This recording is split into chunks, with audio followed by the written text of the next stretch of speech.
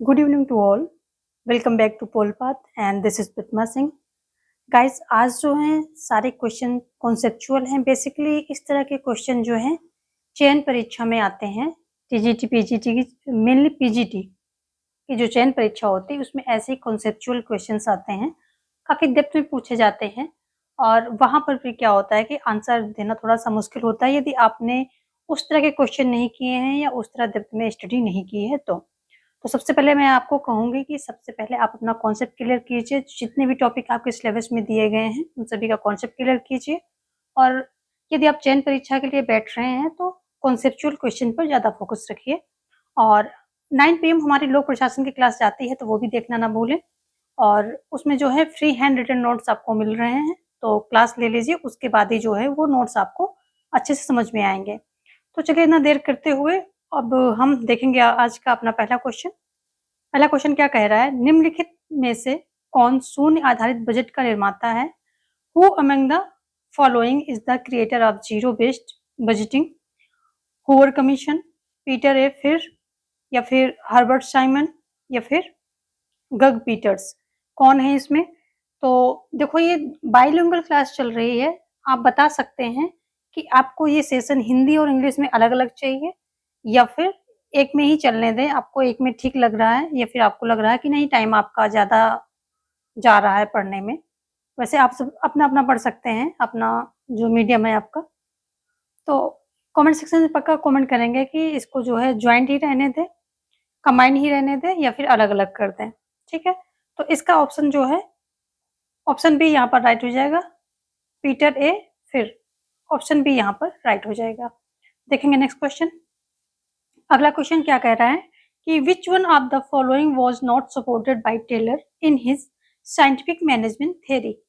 Taylor ने अपने वैज्ञानिक प्रबंधन सिद्धांत में निम्नलिखित में से किसका समर्थन नहीं किया है?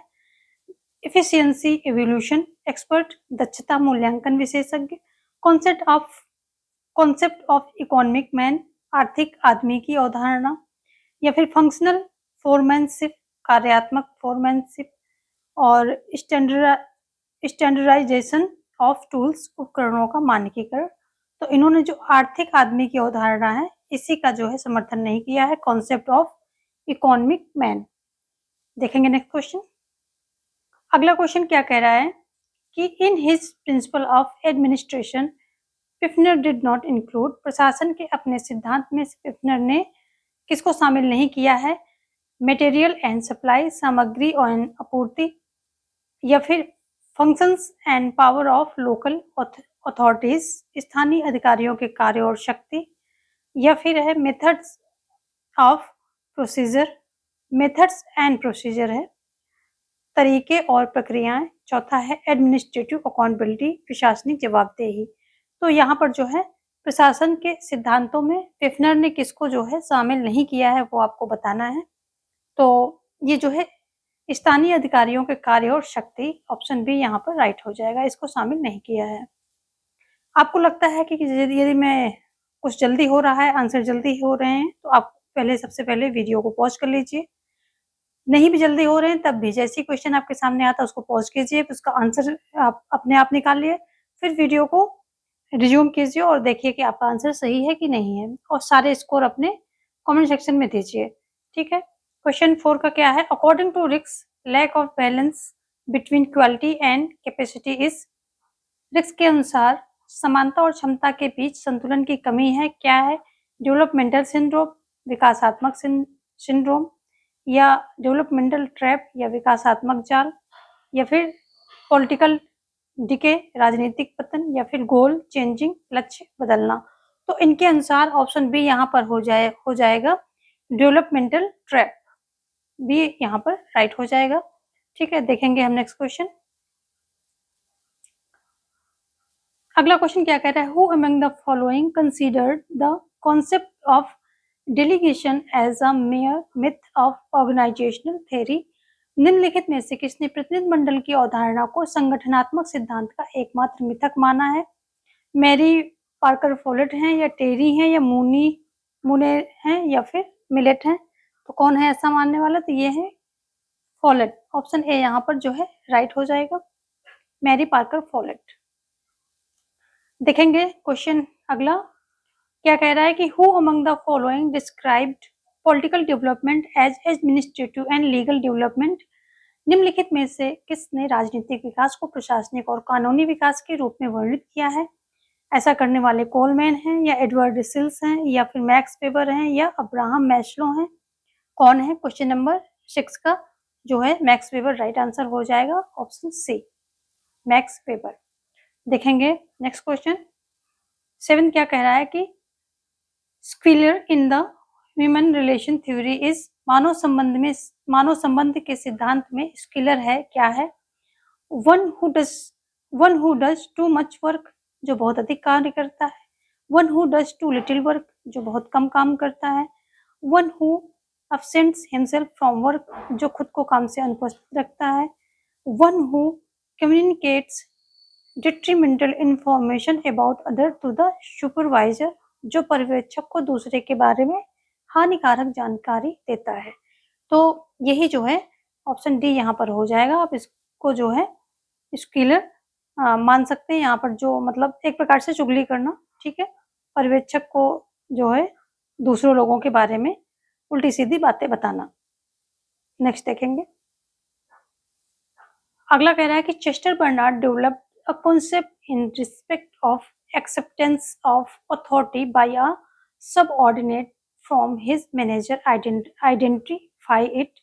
चेस्टर बर्नार्ड ने अपने प्रबंधक से अधीनस्थ द्वारा अधिकार की स्वीकृति के संबंध में एक अवधारणा विकसित की, इसकी पहचान करें। तो कौन सा है? मोटिवेशनल मैट्रिक्स, प्रेरक मैट्रिक्स, डिसीजन मेकिंग अथॉरिटी, निर्णयदाता अधिकारी, या फिर जोन ऑफ इंडिफरेंस उदासीनता का क्षेत्र, या फिर जोन ऑफ कोअर्सिव अथॉरिटी।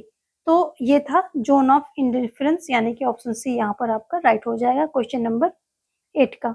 चलिए देखेंगे हम next question. Which one of the following is not one of the styles of leadership given by Likert? निम्नलिखित में से कौन लिकर्ट द्वारा दी गई नेतृत्व शैली में से एक नहीं है? कौन नहीं है? एक्सप्लोरेटिव, अथॉरिटेटिव, शोषक अधिकार, प्राधिकरण कह सकते हैं इसको यहाँ पर, प्राधिकरण,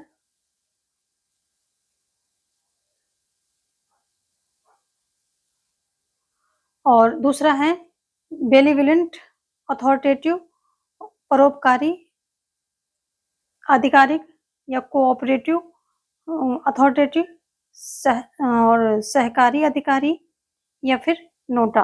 पूछ रहा है कौन सा नहीं है इसमें, वो आपको बताना है। तो इसमें से सही हो जाएगा।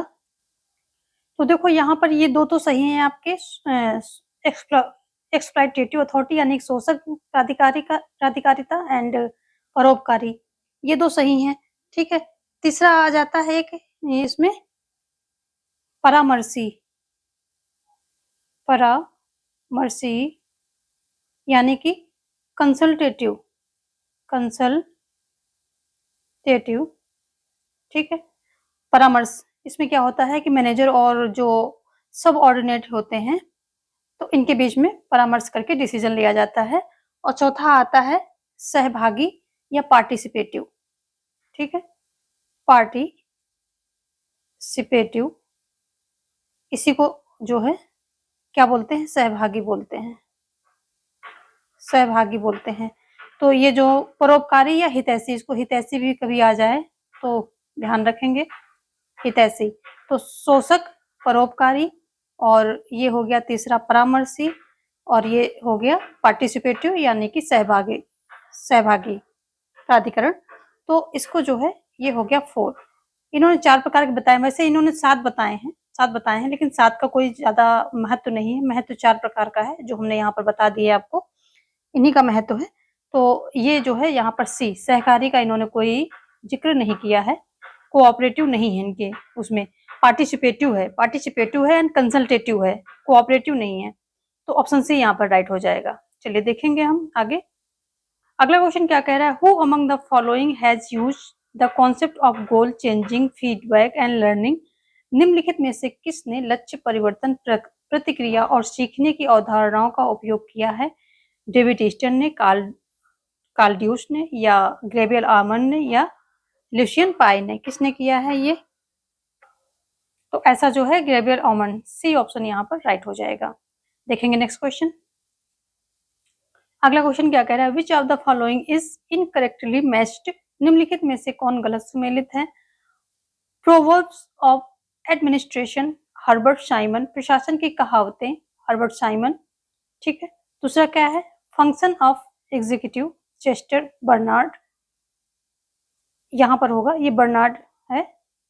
फंक्शन ऑफ एग्जीक्यूटिव चेस्टर यानी कि बर्नार्ड, ये पूरा नाम इनका वही होगा, चेस्टर बर्नार्ड। कार्यकारी चेस्टर के कार्य तो बर्नार्ड है। सी है एलिमेंट ऑफ पब्लिक एडमिनिस्ट्रेशन, तो ये हो जाएगा मोरेस्टीन मार्क्स, ठीक है। नॉन ऑफ द अबव, इसमें से कौन सा जो है गलत है, गलत सुमेलित है वो आपको बताना है। तो जो है इसमें कोई भी गलत नहीं है, सारे के सारे ही सही हैं।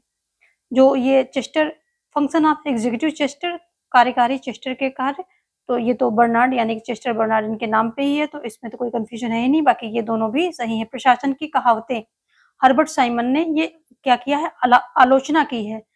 प्रशासन की प्रशासन को जो है ये कहावतें कह के बोला है, किसने, साइमन महोदय ने। तो ये हमने आपको एक जो लोक प्रशासन की क्लास गई है उसमें मैंने आपको ये इस चीज को बताया है, और इसके पहले एक्सरसाइज में भी कराया है। और लोक प्रशासन के तत्व मोरेस्टीन मार्क्स हो जाएगा, ठीक है। तो ये सारी चीजें हमने आपको करवा रखी हैं और वही क्वेश्चन में डाली हैं, और इसी तरह के क्वेश्चन आपके चयन परीक्षा में आएंगे। देखेंगे हम नेक्स्ट क्वेश्चन।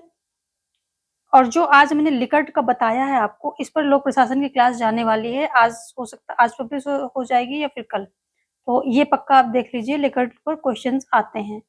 तो इनके जो पूरा इनका डिटेल में हमने सब कुछ बताया है, वो आप पक्का देखना। विच of the following is incorrectly match, निम्नलिखित में से कौन गलत सुमेलित है। क्लासिकल थ्योरी, हेनरी फेयोल, शास्त्रीय सिद्धांत, Henri Fayol, public choice theory, V Ostrom, public choice theory, V Ostrom, और decision making theory, Herbert Simon, निर्णय लेने का सिद्धांत, हर्बर्ट साइमन। एंड डी है human relation theory, Marx Weber, मानव संबंध सिद्धांत, मैक्स वेबर। तो यहाँ पर जो है ह्यूमन रिलेशन थ्योरी ये किससे संबंधित है, तो ये संबंधित है एल्टन मेयो से। तो यही ऑप्शन जो है डी आपका गलत पूछ रहा है, यही गलत है, क्योंकि मानव संबंध सिद्धांत जो है किससे, एल्टन मायो से संबंधित है, तो ये इनका मैक्स वेबर नहीं होगा। देखेंगे नेक्स्ट क्वेश्चन। अगला क्वेश्चन दो कुछ यहाँ पर जो है क्वेश्चन दिए गए हैं, विचारक दिए गए हैं, और तो क्या है, यहाँ मिलेट हैं, मुने हैं, उर्विक हैं एंड फेयोल हैं, चार यहाँ पर आपके विचारक दिए गए हैं, और आपको जो है यहाँ पर मैच करना है। और यहाँ पर क्या है, coordination, unity of command, span of control और सुपरविजन, ये जो दिया गया है। तो सबसे पहले जो है आपका ये जो मिलेट है ये सुपरविजन से संबंधित है, यहाँ पे 4 कर लेते हैं। जो मूने हैं स्पैन ऑफ कंट्रोल से संबंधित हैं। जो उर्विक हैं ये कोऑर्डिनेशन से संबंधित हैं, ठीक है। और ये जो फेयोल हैं ये यूनिटी ऑफ कमांड से संबंधित हैं। तो यहाँ 4 3 1 2 ऑप्शन डी यहाँ पर राइट हो जाएगा। चलिए देखेंगे नेक्स्ट क्वेश्चन। अगला क्वेश्चन क्या कह रहा है, line and staff agency principle is given by, line और स्टाफ एजेंसी सिद्धांत द्वारा दिया गया है, क्या दिया गया, किसके द्वारा दिया गया है, हेनरी फेयोल, एमसी ग्रेगर, मूने रेले या कुर्ट लुइस। तो किसके द्वारा जो है ये दिया गया है, ये जो है मूने एवं रेले के द्वारा दिया गया। ऑप्शन सी यहाँ पर राइट हो जाएगा। क्वेश्चन नंबर 15 क्या कह रहा है, ये सभी चीजें हमने जो है लोक प्रशासन में आपकी ज्यादातर करवा रखी हैं, तो ये सारी क्लासेस आप ले लेंगे और प्लस हमारे नोट्स जो है ले लेंगे, तो आपको कोई भी चीज में दिक्कत नहीं होगी, सारे क्वेश्चन सॉल्व हो जाएंगे। अगला क्वेश्चन क्या कह रहा है, the principle of unity of command is complementary to the principle of, command की एकता का सिद्धांत किस सिद्धांत का पूरक है, authority, supervision, span of control और स्केलर चेन, अधिकार, पर्यवेक्षण, नियंत्रण की अवधि या स्केलर चेन, किस सिद्धांत का जो है पूरक है, तो ये हो जाएगा सुपरविजन, बी ऑप्शन यहाँ पर जो है राइट हो जाएगा। क्वेश्चन अगला देखेंगे। नेक्स्ट क्या कह रहा है, theory X assume that people, theory X मानता है कि लोग people are highly motivated, people are inherently lazy, people are seek responsibility, people do not desire security. लोग क्या समझते हैं, अत्यधिक प्रेरित हैं लोग, या फिर लोग स्वाभाविक रूप से आलसी हैं, जिम्मेदारी की तलाश करें, सुरक्षा की इच्छा नहीं है। तो ये जो एक्स थ्योरी होती है, तो एक्स थ्योरी बेसिकली यही मानती है कि इसमें इस जो लोग होते हैं, वो स्वाभाविक रूप से कैसे होते हैं, आलसी होते हैं।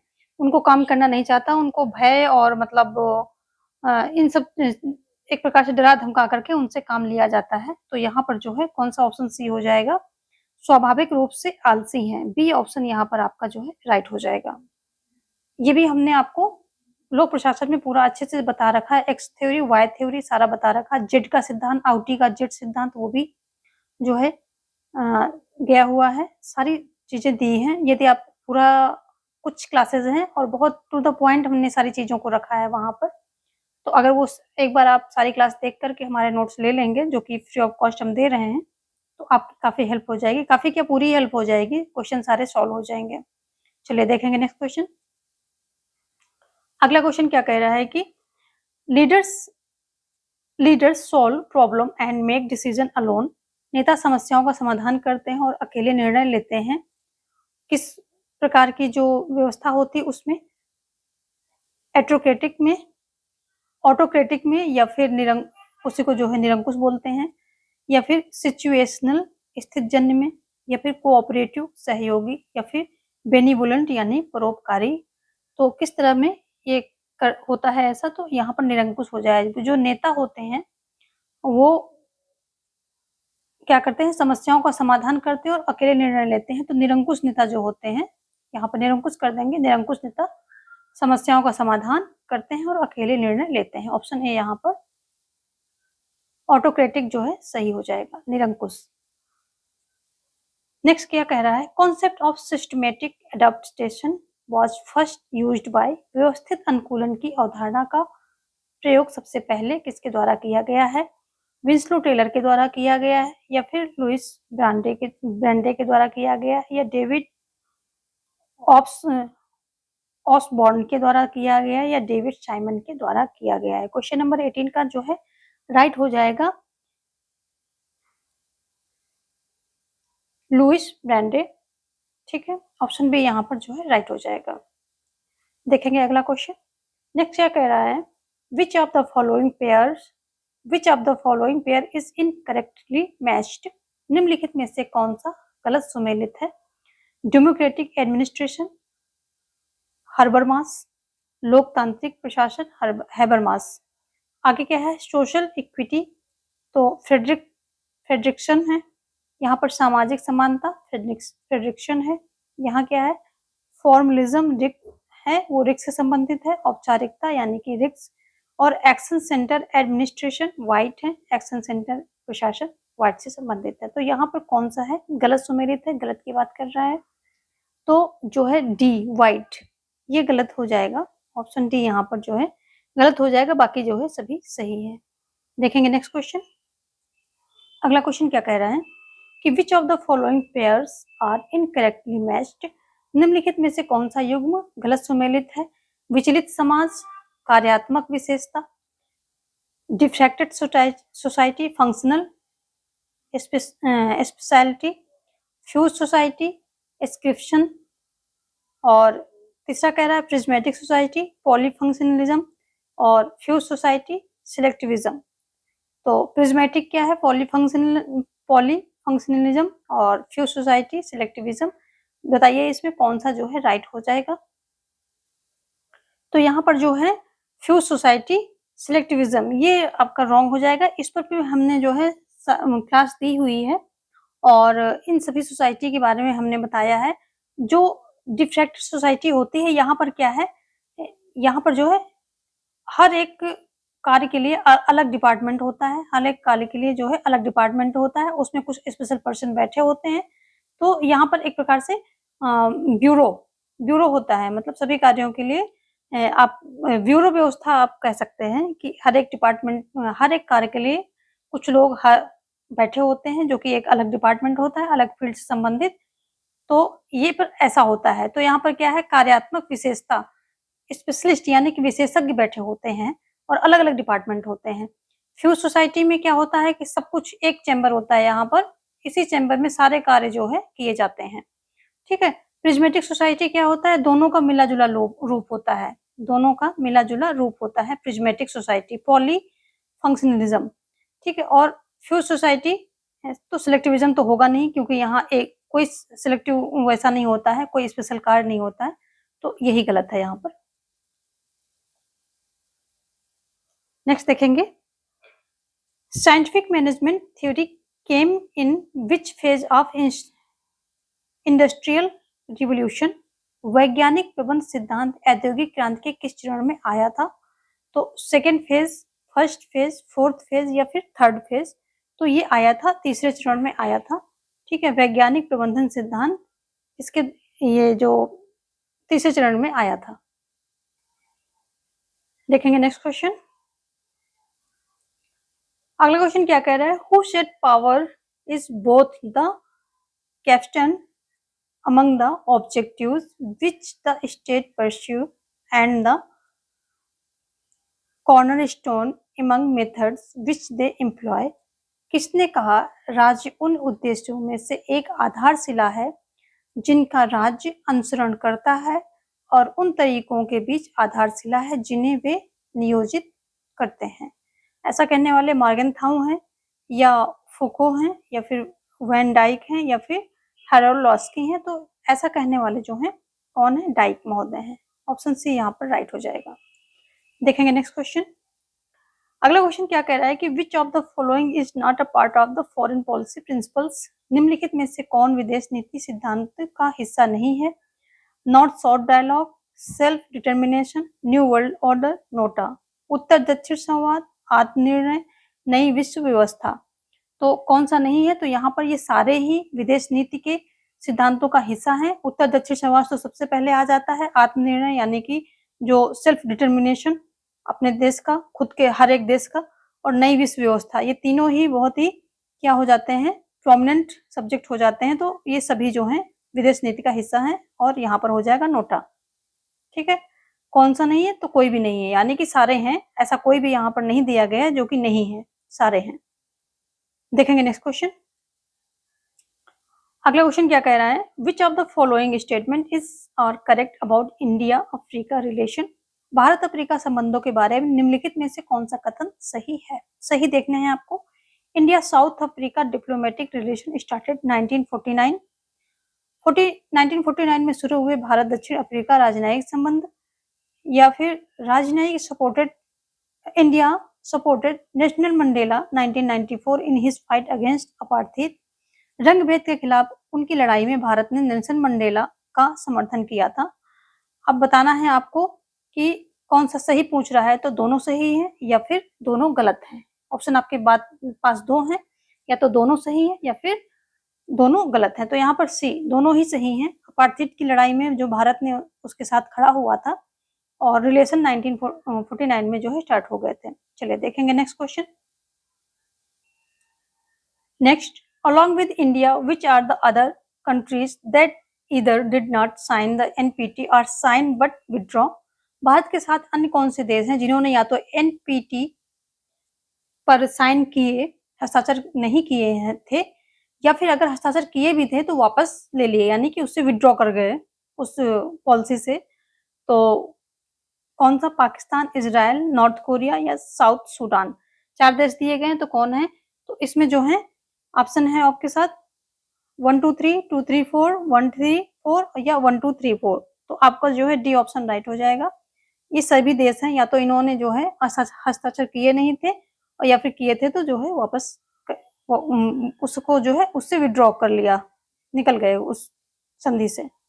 आगे देखेंगे क्वेश्चन 26 क्या कह रहा है, consider the following statement regarding India's nuclear policy and find out the correct option. Bharat की परमाणु नीति के संबंध में निम्नलिखित कथनों पर विचार करें और सही विकल्प का पता लगाएं। Doctrine of no first use of nuclear weapons, परमाणु हथियारों के नो फर्स्ट यूज का सिद्धांत ये हमारे भारत ने अपनाया है, तो सही है। The doctrine was formally adopted in January the doctrine was formally adopted in January 2003 and say that nuclear weapons will only be used in retaliation against the nuclear attack on Indian territory or on Indian forces under Indian territory.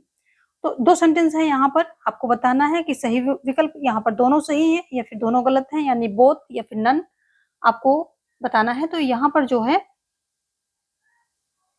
दोनों ही सही हैं, ठीक है, दोनों ही सही हैं। एक तो देखो ये तो बहुत ही सबको पता है पहला वाला कि नो फर्स्ट यूज पर भारत काम करता है, मतलब इस सिद्धांत पर भारत चलता है। तो यहाँ पर ऑप्शन ही नहीं है आपके पास, या तो दोनों गलत हैं या फिर दोनों सही। तो जब आपका एक सही है तो आप दोनों पर आ जाएंगे यहाँ पर बोथ, यानी कि दोनों सही हैं, ठीक है। चलिए देखेंगे नेक्स्ट क्वेश्चन। एक्चुअली आज का सेशन यही वाइंड अप करते हैं, बाकी के क्वेश्चन हम अगले सेशन में लेंगे। Thanks for watching and do like share and subscribe the session. Have a great life. जय हिंद, जय भारत।